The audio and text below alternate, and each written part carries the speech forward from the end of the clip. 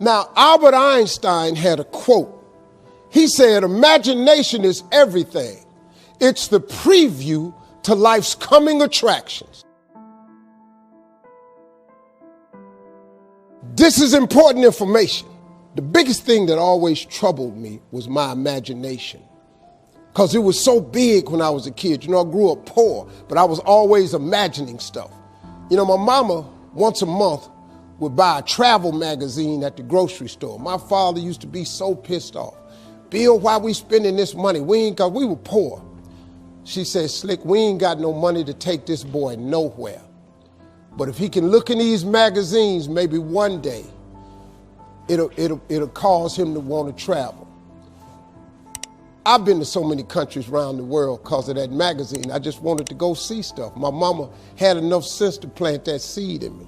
It's like at Christmas time, we used to get in the car, and my daddy used to take us to the suburbs so we could see the lights.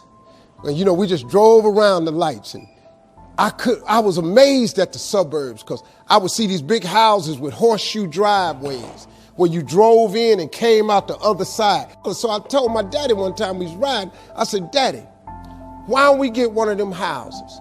He said, boy, I ain't got no money for that, but that's what I'm bringing you out here for. He said, one day you'll be able to get one of them houses. Let me explain something to you. Because of that right there, I've probably had in my lifetime now about 11 homes. I got 4 now in different states. Every house I own got a horseshoe driveway on it. When they was living, they told me one time, they was sitting up watching TV. My daddy looked at my mama and said, Bill, he called my mama Bill, he said, can you believe that this little boy we had on TV? She said, Slick, I can't believe this. I used to send my daddy $5,000 a week. When I first got on TV, I was making $55,000 a week, so I sent my mom and them $5,000 a week. When I got into Kings of Comedy, my father was still living. I showed my daddy one time how much money I made. He said, boy, it take me 4 years to make this kind of money. So I was able to give them something with my life. So before my mom and them left this world, I could give them something. I bought them everything, man, houses, cars, furniture. I bought them everything I could think. I tried.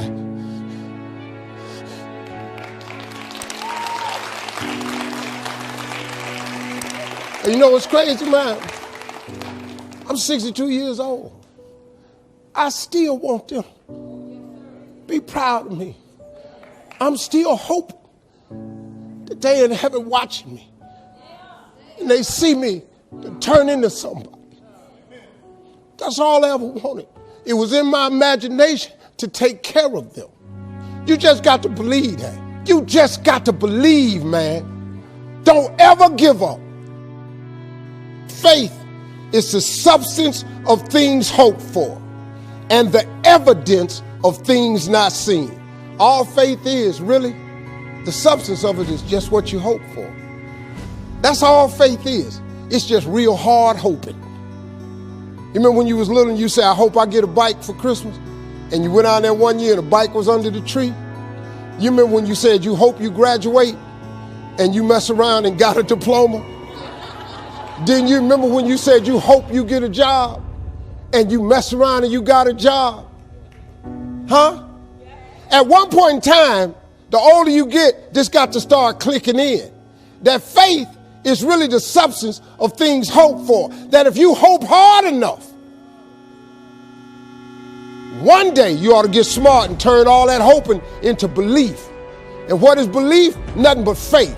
And what is faith? Faith is a belief in things that you cannot see. See, this what the part you got to get.